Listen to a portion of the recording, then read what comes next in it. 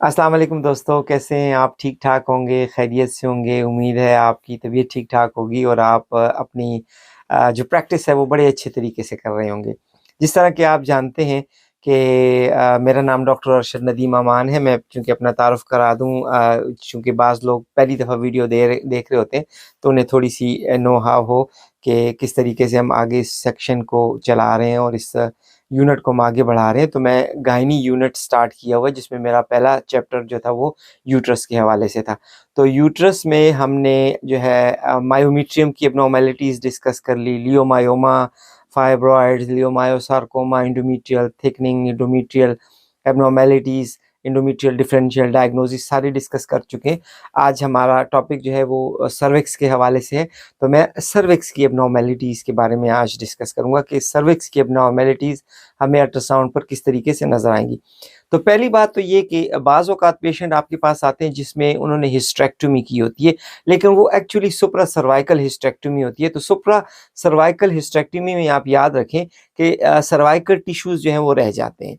तो वो cervical tissue कभी-कभी आपको ऐसे लगता है जैसे यहाँ पे कोई मांस पड़ा हुआ है, तो वो मांस नहीं होता एक्चुअली, वो सर्वाइकल रेमिनेंट्स होते हैं। आपने उसकी मेजरमेंट ले लेनी है और अपनी रिपोर्ट पे लिखना है कि पेशेंट की हिस्ट्री जो है वो हिस्टेरेक्टोमी है, लेकिन सर्वाइकल टिश्यू रेमिनेंट जो है वो इतने जो है साइज़ के हैं और ये टिश्यू इतने अवेलेबल है। तो ये आपको याद होना चाहिए कि ये एक नॉर्मल एंटिटी है जो कि हिस्टेरेक्टोमी में आपको अक्सर इस एरिया में नज़र आएगी और आप उसे मास के साथ कन्फ्यूज़ आपने नहीं होना।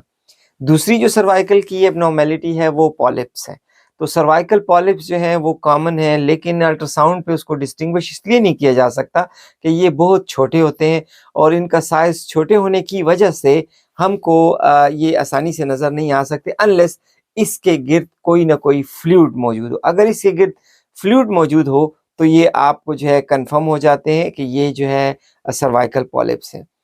तीसरी जो पॉइंट है वो ये है कि कभी-कभी ऐसा होता है कि जो एंडोमेट्रियल पॉलिप्स हैं या इंट्रा कैविटरी लियोमायोमा है या फाइब्रॉइड है, वो जो है वो प्रोलैप्स होके सर्विक्स में आ जाते हैं। वो आपको ऐसे लगता है जैसे कि ये सर्वाइकल पैथोलॉजी है, वो एक्चुअली सर्वाइकल पैथोलॉजी नहीं होती, बल्कि वो पैथोलॉजी एंडोमेट्रियम की होती है, मायोमेट्रियम की होती है और वो आपको जो है वो सर्वाइकल पैथोलॉजी की तरह जो है वो नज़र आ रही होती है। इसके साथ-साथ सर्वाइकल कैंसर बड़ा कॉमन है। अल्ट्रासाउंड पे आपको हेटेरोजेनस सॉलिड मास जो है वो नज़र आ जाता है और आपको इसको डिस्टिंग्विश करना फाइब्रॉइड से थोड़ा मुश्किल होता है, लेकिन जो डॉपलर है, डॉपलर सिग्नल आपको हेल्प कर देते हैं। अगर उसमें वैस्कुलरिटी आ रही है, तो आपको अंदाज़ा हो जाता है कि ये सस्पिशियस मास है और इसमें मैलिग्नेंसी के चांसेस जो है वो ज़्यादा हैं। एक बहुत रेयर मैलिग्नेंसी जिसको एडिनोमा मैलिग्नम कहते हैं और इसको दूसरे अल्फाज में उसकी जो दूसरी टर्मिनोलॉजी है वो ये है कि मिनिमल डेविएशन एडिनोकार्सिनोमा इसको कहा जाता है। बहुत रेयर कैंसर है, कभी-कभी आपको अल्ट्रासाउंड पे मिल सकता है। मरीज़ इसमें जो कंप्लेन करता है वो ये है कि उसको वेजाइनल वाटरी डिस्चार्ज जो है वो हो रहा है और आप जब उसको अल्ट्रासाउंड पे देखते हैं तो ये आपको एक लाकुलेटेड सिस्टिक मास नज़र आता है। तो यहाँ पर एक नोट करने वाली बात ये है कि सर्विक्स में जो है वो निबोथियन सिस्ट्स होते हैं। तो मल्टीपल निबोथियन सिस्ट जब इकट्ठे पड़े हुए हों तो आपको यूँ लगता है कि जैसे ये मिनिमल इन्वेसिव कार्सिनोमा है, लेकिन एक्चुअली वो निबोथियन सिस्ट्स होते हैं। तो आपने एक उसमें कन्फ्यूज़ नहीं होना। अब डिस्टिंग्विशिंग फीचर क्या है कि निबोथियन सिस्ट या जो आपको सिस्टिक लीजन इकट्ठे निबोथियन सिस्ट नज़र आ रहे हैं और वो एक्चुअली ट्रू एडिनोकार्सिनोमा है, तो उसमें आपको ये होगा कि उस सिस्टिक लीजन के अंदर सॉलिड कंपोनेंट्स आपको मिलेंगे। तो अगर सॉलिड कंपोनेंट जब आपको मिल जाए तो यू शुड नॉट थिंक कि ये निबोथियन सिस्ट है, बल्कि ये आप कह सकते हैं कि मिनिमल इन्वेसिव एडिनोकार्सिनोमा है या फिर इस एरिया में मिनिमल एडिनोकार्सिनोमा आपको टोटली जो है वो सॉलिड मास की शक्ल में जो है वो नज़र आएगा। तो ये एब्नॉर्मैलिटी जो है ज़्यादातर उन लोगों में मिलती है जिनको पहले से ही प्यूर्स-जिगर सिंड्रोम हो। प्यूर्स-जिगर सिंड्रोम एक ऐसा सिंड्रोम है जिसमें के मरीज़ में गैस्ट्रोइंटेस्टिनल ट्रैक्ट में हेमाटोमेटिस पॉलिप्स जो है मल्टीपल हेमाटोमेटिस पॉलिप्स जो है वो मिलते हैं। अगर पेशेंट ऑलरेडी डायग्नोज है प्यूर्स-जिगर सिंड्रोम में, तो आप इसमें ये सस्पेक्ट कर सकते हैं कि ये रेयर कैंसर जो है सर्विक्स का जो है उस ख़वातीन में हो सकता है।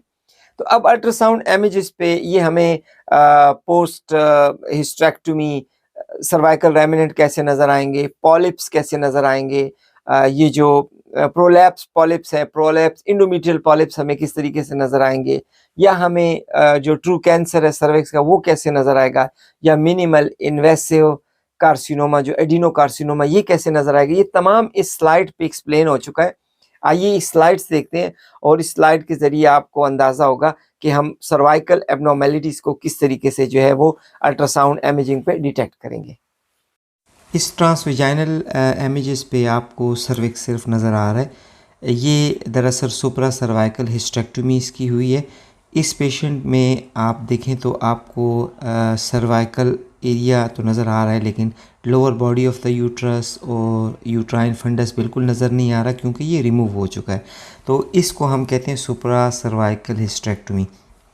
इस केस में आपको जो है सर्विक्स नज़र आ रहा होगा। आप इसे या तो सर्विक्स मेंशन करें या आप इसे सर्वाइकल टिश्यू रेमिनेंट मेंशन करें, मेजरमेंट ले लें और उस मेजर के बाद अपनी रिपोर्ट पर लिखें कि cervical tissue remnant measuring this can be seen, और आप देंगे कि patient was with A history of supra cervical hysterectomy. इसलिए ये बहुत ज़रूरी होता है कि आपके पास पेशेंट की प्रीवियस हिस्ट्री मौजूद हो कि आया वो रेडिकल हिस्टेक्टोमी थी या जिसे हम टोटल हिस्टेक्टोमी कहते हैं। टोटल हिस्टेक्टोमी में cervix, body of the uterus और सर्वाइकल तमाम एरिया जो है वो रिमूव कर दिया जाता है। लेकिन जहाँ तक सुप्रा सर्वाइकल हिस्टेक्टोमी का ताल्लुक है, because of certain ligamentum problems, ligamentary और कुछ और प्रॉब्लम्स की वजह से जो कि पास्ट पोस्ट हिस्टेक्टोमी होते हैं उसके लिए सर्विक्स छोड़ दिया जाता है। तो ऐसी कंडीशन में बहुत सारे क्लिनिशियन जो है वो कंफ्यूज हो जाते हैं कि शायद ये पोस्ट हिस्टेक्टोमी में जो है कुछ एरिया रह गया है या ये दोबारा जो है सॉफ्ट टिश्यू मास जो है वो डेवलप हो रहा है। तो चूँकि कंसेप्ट क्लियर नहीं होता कि आया ये हिस्टेक्टोमी है, हम बराह रास्त हिस्टेक्टोमी से ये कंसिडर कर लेते हैं कि सारा यूट्रस जब चला गया तो पीछे तो कुछ रहा नहीं। ऐसी बात नहीं है। अगर रेडिकल हिस्टेक्टोमी है तो पूरा यूट्रस रिमूव हुआ है, और अगर सुप्रा सर्वाइकल हिस्टेक्टोमी है तो सर्विक्स रह गया है, बाकी एरिया रिमूव हो गया। तो ऐसी कंडीशन में आप लोगों ने बहुत ख्याल करना है कि आप इस केस में जो है वो मास के साथ इसको कंफ्यूज ना कर दें। इस ट्रांसवेजाइनल स्कैन पे आपको सर्वाइकल पॉलिप्स जो है वो क्लियरली दिखाई दे रहे हैं। ये दोनों वाइट एरो जो हैं ये इंडिकेट कर रहे हैं सर्वाइकल पॉलिप्स को।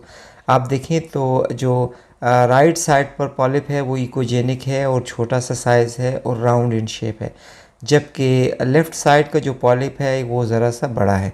तो ये किसी भी साइज़ के हो सकते हैं, छोटे भी हो सकते हैं, बड़े भी हो सकते हैं। कभी कभी ये इतने बड़े हो जाते हैं कि ये सर्वाइकल कैनाल से बाहर की तरफ प्रोट्रूड आउट हो जाते हैं और बाहर लटकना शुरू कर देते हैं, तो ये भी एक फॉर्म होती है। लेकिन अगर वो छोटे हों तो वो इसी तरीके से सर्वाइकल कैनाल के अंदर जो है वो रिटेन रहते हैं और अल्ट्रासाउंड के ऊपर हमें नज़र आते हैं। लेकिन ये ट्रांस एब्डोमिनल अल्ट्रासाउंड पे सर्वाइकल पॉलिप्स को डिटेक्ट करना बहुत मुश्किल है। इसके लिए ज़रूरी होता है कि आप ट्रांसवेजाइनल स्कैन करें। ट्रांसवेजाइनल स्कैन पे आपको सर्वाइकल पॉलिप्स हैं वो आसानी के साथ नज़र आते हैं। याद रखिएगा कि सर्वाइकल पॉलिप्स जो हैं वो इकोजेनिक होते हैं। मोस्ट ऑफ़ द टाइम आपको जो सर्वाइकल पॉलिप्स हैं वो इकोजेनिक नज़र आएंगे। हाइपोइक्विक पॉलिप जो है वो बहुत रेयरली नज़र आएगा। तो ये इस केस में ये जो है ट्रांसवेजाइनल स्कैन था।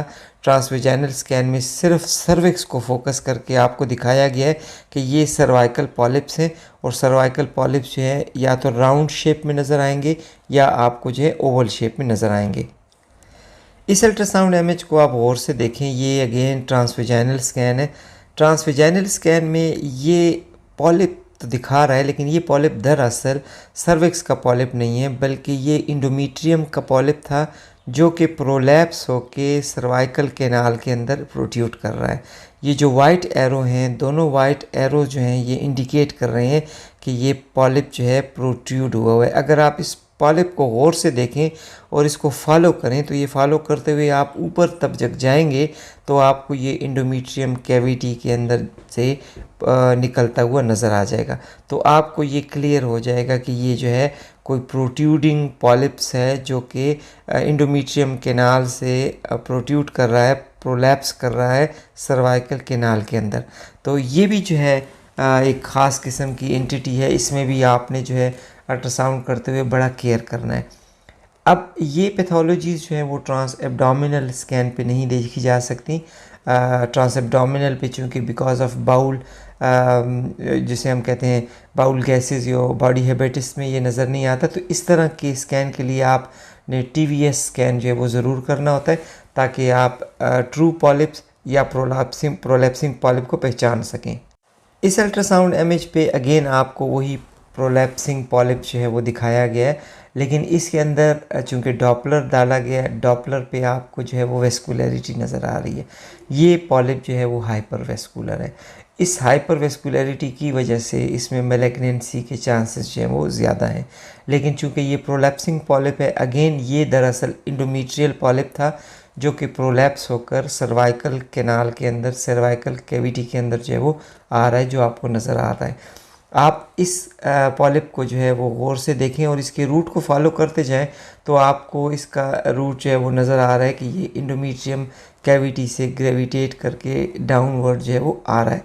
तो ये प्रोलैप्सिंग पॉलिप है जो कि दरअसल इंडोमेट्रियल पॉलिप है, लेकिन ये प्रोट्रूड होकर सर्वाइकल कैनाल में जो है आ रहा है। इसके लिए अगेन आपको ट्रांसवेजाइनल स्कैन की ज़रूरत होती है, और ट्रांसवेजाइनल स्कैन करते हुए आप यहाँ पर भी डॉपलर को ज़रूर यूज़ करेंगे ताकि आप उसकी वेस्कुलरिटी को चेक कर सकें कि ये पॉलिप जो है वेस्कुलर है या नहीं है। ये एक और जो है ट्रांसवेजाइनल स्कैन की एग्जांपल है जो कि सर्वाइकल कार्सिनोमा के हवाले से। अगर आप ये जो M मेंशन हुआ है ये मैस को मेंशन कर रहा है। अगर आप इसके नीचे देखें तो आपको पार्ट ऑफ सर्विक्स जो है वो नज़र आ रहा है, थोड़ी सी जो है वो सर्वाइकल कैनाल भी आपको नज़र आ रही है। तो ये जो है सर्वाइकल कैंसर है। तो सर्वाइकल कैंसर जो है एक मैस की शक्ल में हाइपोइक्विक मैस होगा, हेट्रोजेनिसिटी उसमें होगी, उसकी आउटलाइन जो है वो इरेगुलर होगी, वो सर्वाइकल कैनाल के अक्सर एक्सटर्नल ऑस की तरफ होता है, most of the time outer protrusion होती है। इसीलिए सर्वाइकल कैंसर में जो है वो बाकी इन्वेस्टिगेशन की ज़रूरत नहीं पेश आती, क्योंकि ये परवेजाइनल स्कैन पर स्पेकुलम के ज़रिए स्कैन करते एग्जामिन करते हुए इस कैंसर को आसानी के साथ पिक कर लिया जाता है। तो जब भी ये आपको अल्ट्रासाउंड पे कभी कभी आपको ये अल्ट्रासाउंड पे भी इस तरीके से नज़र आ सकता है, तो आपने इसमें फाइब्रॉइड्स में कंफ्यूज नहीं होना कि ये सिंपल फाइब्रॉइड है, बल्कि आप अपनी रिपोर्ट पे कंप्लीट फुली रिपोर्ट आपने मेंशन करनी है कि सर्वाइकल एरिया में है। डॉपलर पे सिग्नल आपने चेक करने हैं और उसके बाद आपने क्वेरी में देखना है कि दिस में लाइकली भी सर्वाइकल कैंसर। ये ट्रांसवेजाइनल स्कैन पर एक मखसूस और रेयर कैंसर जो है आपके साथ मैंने प्रीवियस डिस्कस किया। अभी आप इसकी इमेजेस को ज़रा देख लें। इसे हम एडिनोमा मैलिग्नम कहते हैं, या ये जो है इसको हम एडिनो कार्सिनोमा भी जो है वो कहते हैं, डेविएटेड एडिनो कार्सिनोमा कहते हैं। इसमें इसकी एक डिफरेंशियल में ये आया है कि आपको सर्वाइकल एरिया में निबोथियन सिस्ट नज़र आते हैं, तो इसमें अक्सर औकात कन्फ्यूजन हो जाती है कि निबोथियन सिस्ट की कंसिड्रेशन में ये मैलिग्नेंसी जो है वो भूल जाती है। ये मैलिग्नेंसी जो है वो अक्सर पॉलीपोसिस में या प्यूर्स जिगार सिंड्रोम में देखने में मिलती है। अगर आपको सर्वाइकल एरिया में जो है वो निबोथियन सिस्ट नज़र आ रही है या सिस्टिक लीजन्स नज़र आ रही हैं, तो आपने बहुत केयर करनी है कि आपने उसके इंटरनल स्ट्रक्चर को देखना है कि क्या उसके अंदर कोई सॉफ्ट टिश्यू कंपोनेंट्स तो नहीं है। अगर उसके अंदर कोई सॉफ्ट टिश्यू कंपोनेंट नज़र आ रहे हैं तो फिर ये जो है निबोथियन सिस्ट नहीं होगा, बल्कि ये एडिनोमा मैलिग्नम होगा। इसलिए ज़रूरी है कि जब आप निबोथियन सिस्ट को लेबल कर रहे हों तो आप साथ ये ज़रूर मेंशन करें कि वहाँ पे कोई इंट्राल्यूमिनल कंटेंट नज़र नहीं आए। अगर इंट्राल्यूमिनल कंटेंट्स हैं तो फिर आप अपने डिफरेंशियल में लिखेंगे कि फर्दर इमेजिंग रिक्वायर्ड है, कि सस्पिशन ऑफ एडिनोमा मैलिग्नम हो सकता है, क्योंकि नॉर्मल निबोथियन सिस्ट में इंटरनली कोई सॉफ्ट टिश्यू कंपोनेंट नहीं होता।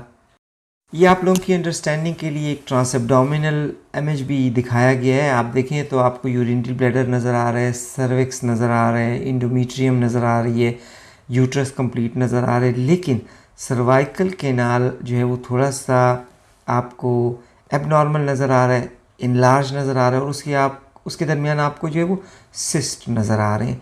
ये दरअसल एडिनोमा मैलिग्नम है।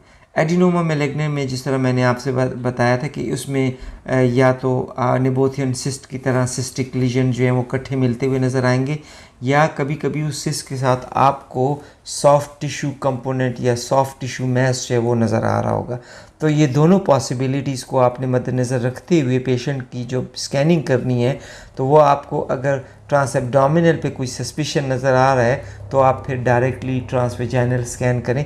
ट्रांसवेजाइनल स्कैन पर आपको एडिनोमा मैलिग्नेंट जो है वो क्लियरली दिखाई दे देगा। चूँकि ये मैलिग्नेंसी बड़ी रेयर है और ये ज़्यादातर उन केसेस में होता है जिसमें प्यूर जिगार सिंड्रोम होता है, यानी उस पेशेंट के अंदर ऑलरेडी इंटेस्टाइन में मल्टीपल हेमाटोमेसिस पॉलिप्स जो है वो डायग्नोज हो चुके हों। तो ऐसे पेशेंट्स में आपने अगर कोई सिस्टिक लीजन सर्विक्स पे नज़र आया है तो आपने बहुत केयरली डायग्नोज करना है। जी दोस्तों, तो ये था सर्वाइकल एब्नॉर्मैलिटीज़ के हवाले से हमने ब्रीफली डिस्कस किया कि आपको जो है वो सुप्रा सर्वाइकल हिस्टेक्टोमी हुई हो तो सर्विक्स रेमिनेंट कैसे नज़र आएँगे। इसके साथ-साथ हमने ये डिस्कस किया कि सर्वाइकल पॉलिप्स कैसे नज़र आएँगे, आप कैसे उसे डायग्नोज़ करेंगे। हमने थोड़ा-सा ये भी बताया कि एंडोमेट्रियल पॉलिप और सर्वाइकल पॉलिप में अगर आपको देखना हो कि क्या ये जो है वो प्रोलैप्स हुए हुए हैं या रियली सर्वाइकल पॉलिप्स हैं, तो वो कैसे नज़र आएँगे। साथ हमने सर्वाइकल कैंसर पे भी बात की, उसके साथ-साथ हमने मिनिमल इन्वेसिव एडिनोकार्सिनोमा के बारे में भी डिस्कस किया और ये भी बताया कि निबोथियन सिस्ट से आप उसको कैसे डिफरेंशिएट करेंगे। तो मैं यकीन रखता हूँ कि ये अल्ट्रासाउंड जो ये वीडियो है सर्वाइकल अल्ट्रासाउंड के इमेजिंग के हवाले से, उम्मीद है आपको कुछ मालूमात ज़रूर इससे हासिल हो जाएँगी। अगर कोई ऐसा पॉइंट जो आप चाहते हो कि डिस्कस करें तो आप मुझे एक मैसेज सेंड कर दीजिएगा।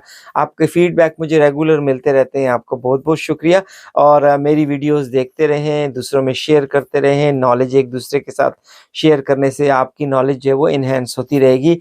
अगली किसी दूसरी वीडियो के साथ आपकी खिदमत में हाज़िर हूँगा, तब तक के लिए इजाज़त चाहता हूँ। अल्लाह निगहबान।